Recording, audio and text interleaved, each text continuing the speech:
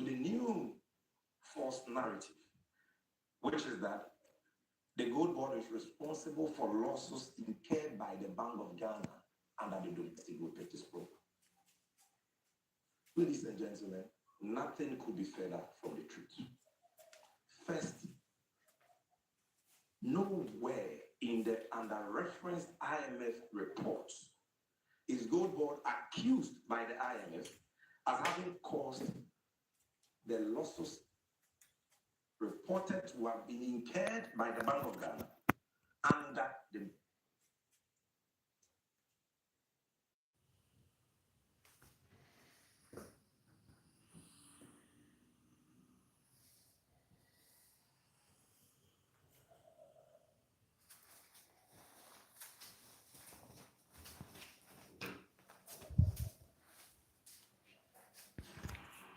paragraph, sentence, phrase, or punctuation mark in the said reference reports of the IMF, where the GoldBod was accused by the IMF as the entity responsible for losses incurred by the Bank of Ghana.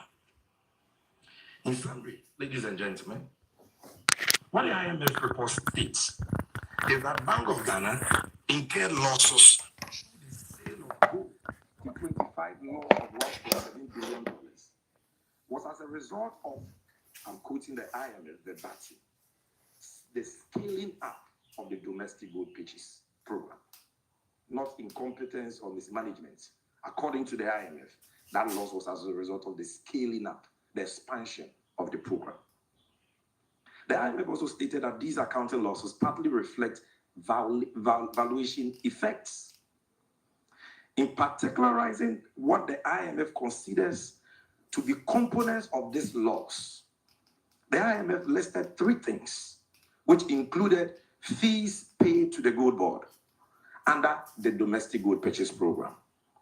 This is the true context within which the name of the GoldBod featured relative to losses under the DGPP in that reference IMF reports. So I want to read the relevant portions of that report, because most of the times they come in the media and they say the IMF has said that GoldBod has made a loss of 1.7 billion. And nobody questions them to point out which part of the IMF report said that. They say that the IMF says that GoldBod is the reason for the loss, and nobody questions them to provide the proof. And we are all talking about IMF report, IMF report.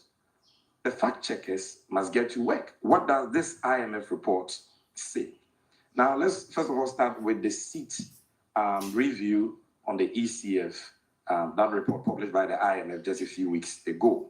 And the provision in that report on domestic gold purchase program can be found on page 27, paragraph 50.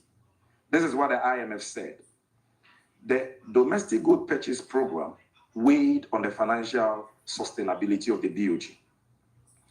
The DGPP, which is the short form of domestic gold purchase program, on which the BOG relied to accumulate reserves to intermediate effects to the private sector, has generated losses of 22 billion, which is 1.5% of GDP in 2025. A government cost-sharing agreement